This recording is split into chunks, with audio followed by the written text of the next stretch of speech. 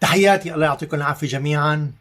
رح حكيت أنا بالفيديو الماضي عن كواليس شلون بلشنا بمجموعة السلم الأهلي، وأثناء الحديث حكيت عن موضوع الفرق بين الدولي وما قبل الدولي. رح أحكي هلأ عن موضوع الثأر، ليش الثأر غلط وليش لازم نلجأ للدولي، والدولة هي تكون محتكرة العنف. عبر التاريخ بدءا من أول وجود الإنسان بدأت أشكال مختلفة من التنظيم. أنا بالبدايات كإنسان موجود على الأرض، بدي أكل، بدي أعيش، بدي أحمي حالي من الحيوانات المفترسة، فبدأ يصير في تنظيم بالحد الأدنى. بدنا نصطاد مثلا حيوان ما مشان بدنا ناكله، فبدأنا نشكل مجموعات، انت بتجي من هاي الجهة، انت بتجي من هاي الجهة، انت بتخوف، وهيك حتى ندفش هذا الحيوان ليوقع بالفخ ولا نقدر نصطاده وناكله. فهي كانت بدايات التنظيم بين البشر. وشوي شوي مع تطور التاريخ وتطور العمل وتطور الحياة صار في أشكال مختلفة للتنظيم، إحداها التنظيم العشائري.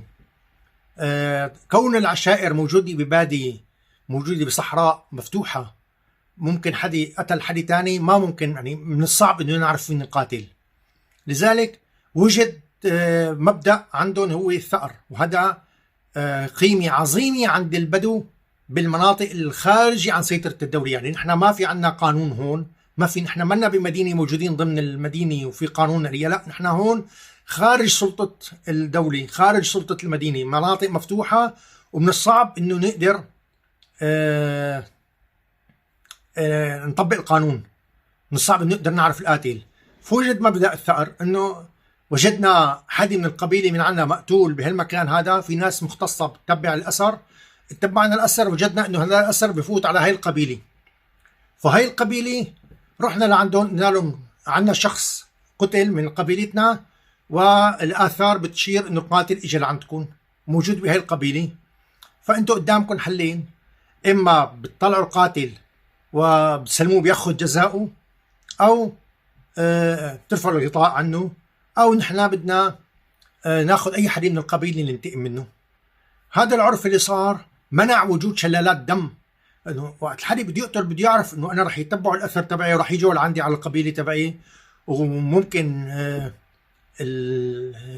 العضوات بمعنى الحاره او الناس، او ما بعرف انا كثير بموضوع القبائل، يعني الناس المتنفذين، شيخ القبيله، الاعضاء اللي معه عم يديروا القبيله او عم يديروا العشيره، يضغطوا يسلموني ل اهل القتيل، فانا ما بتجنب اعمل جريمه.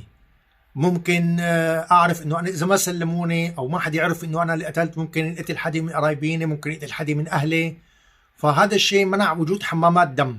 هذا الشيء كان قيمه اجتماعيه عظيمه بمكانها ضمن الصحراء بالبادية، لكن في المدينة هذا الشيء خطر جدا، لأنه بيهدم أسس الدولة. الدولة وجدت على احتكار العنف وتطبيق قانون.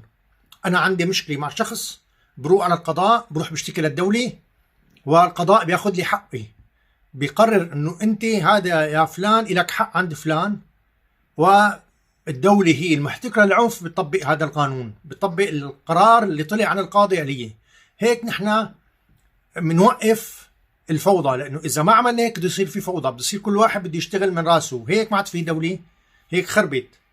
فالدولة والقانون هن اللي بيحتكروا العنف، الدولة هي تحتكر العنف عن طريق تطبيق القانون. لذلك وقت اللي عم نحكي عم نطالب نحن بالسلم الأهلي بضرورة تطبيق العدالة الانتقالية لحتى نروح باتجاه الدولي. بشار الأسد كان رايح وأبوه حافظ، هاي نظام مستبد، قاتل، مجرم، شو ما ممكن نوصفه بأوصاف ما ممكن نخلص من الأوصاف اللي ممكن نوصفه فيها.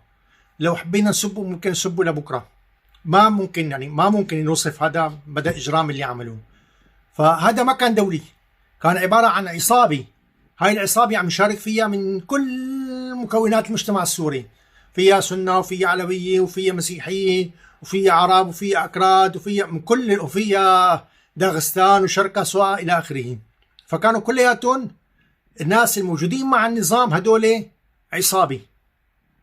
معيار التقرب من النظام هو الفساد والولاء لهذا النظام، وليس معيار طائفة، وليس معيار قومي ولا أي معيار آخر. هو الفساد المعيار الموجود لحتى تلتئم مع النظام، هو الفساد والولاء المطلق للسلطة. فهذا اللي كان موجود بسوريا. نحن الآن بدنا نغير هذا الشيء باتجاه الولاء للدولة. والرئيس السلطة الانتقالية الحالي أحمد شرع أو محمد جولاني قال بضرورة الانتقال لعقلية الدولة.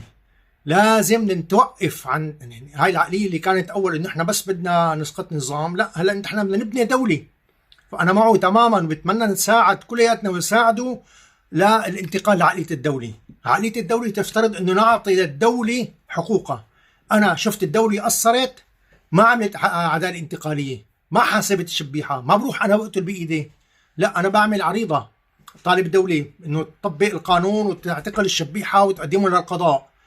أنا بروح بلتقي، بعمل وفود وبروح بلتقي مع وزير العدل، مع رئيس حكومي، مع رئيس جمهورية، بعمل مظاهرات، بعمل وقفات، بعمل اعتصام، بضغط بكل الأدوات المدنية الموجودة اللي بتعرفها الدولة لحتى نضغط على الدولة مشان تعمل عدالة انتقالية ومشان تحاكم هدول المجرمين.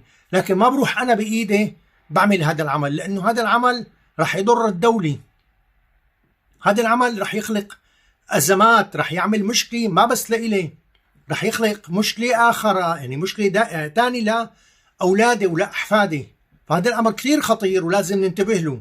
ما بصير أنا روح أخذ تاري بإيدي، لازم روح للدولة. الدولة هي تأخذ تاري، والدولة قصرت فيه، ما أخذت ما حسبت، أنا بضغط عليها بالوسائل المدنية. هلا أيضا القضاء والمحاسبة ليست فقط أخذ تار. أنا ما عم باخذ تار، يعني أنا ما عم أحاسب الشبيح لأنه بدي أخذ تاري، أنا عم أحاسب الشبيح مشان ما يستمر القتل. هذا الشبيح لما أنا ما بحاسبه، هذا المجرم لما ما بحاسبه، فمعناه إنه أمر عادي إنه يقتل. هذا الشخص اللي عم يقتل الآن بأي ذريعة، عم يقتل أشخاص أبرياء، ناس ما لهم علاقة، بحجة إنه أنا عم أخذ تاري، وهدول كلياتهم كانوا موالين لبيت الأسد. هذا الآن عنده ذريعة للقتل، عم يبرر لحاله إنه يقتل على كيفه. أنا هذا الشخص بيوم من الأيام رح يرتد علي ورح يقتلني لإلي، ورح يقتلكم لإلكم، ورح يأجرم فيكم. اللي معه سلاح وما له خاضع للقانون رح يشتغل على كيفه، هو رح يبرر لحاله. أنا رفيقي اللي هو رفيقي ما حد غريب، ابن حارتي وابن الثورة، وكلياتنا سوا كنا بآذار 2011. بيوم من الأيام اختلفنا بالرأي بالسياسي، هو حامل بارودي على كتفه وأنا ما معي غير قلمي. هددني بالإلكتريك، قال لي شو أنت ضد المسلحين؟ قلت له خرب بيتك، ما أنا امبارح اللي كنا سوا عم نشرب شاي عم نضحك بالمظاهرة سوا. شو بك، ما أنت اللي كنا وقت طلعنا من الجامع كنا بجانبي اسمه الحنابلي بحمص بحي باب دريب تحت المادنتين، كان عناصر الأمن موجودين بساحة باب دريب مشرفين على الجامعة. فكان الناس تطلع من باب الجامعة يركضوا باتجاه يعني بعرض الشارع، يركضوا باتجاه الدخل المقابل الجامعة. ففي ناس ختايرة كبار بالعمر، فهدول الشباب اللي الثوار اللي كانوا حاملين سلاح وقفوا يحموا الختايرة اللي ما عندهم قدرة على الركض بسرعة أو القطع الشارع بسرعة، يحمون، يكونوا هني درع بشري، يوقف بصدره ويمشي قدام الختيار هيك لحتى يوصل الختيار للطرف الثاني، أو اثنين يتعاونوا يشيلوا الختيار ويركضوا فيه. قلت له خرب بيتك، ما أنت اللي امبارح كنت عم تحمي الختيار، أنت اللي كنت عم تحمي أولاد حارتك، هلا إن ابن حارتك عم تهددني لأنه أنا اختلفت معك بالرأي. فممكن توقعوا إنه هذا الشخص اللي معه سلاح بلحظة برر، هلا عم يبرر إنه أنا عم بقتل هدول لأنه هني من عنده، لأنه هني موالين للأسد وأنت فرحان وعم تسقف له. هذا الشخص ممكن بيوم من الأيام يبرر لحاله إنه يعتدي عليك، إنه يسرق لك أملاكك، إنه يضربك، إنه يموتك، ما بتعرف. فنحن لازم نلجأ للدولة ونحتكم للدولة بالعنف. الدولة هي اللي لازم تحتكر العنف. تابعتكم ولاقوني بفيديو تاني إن شاء الله.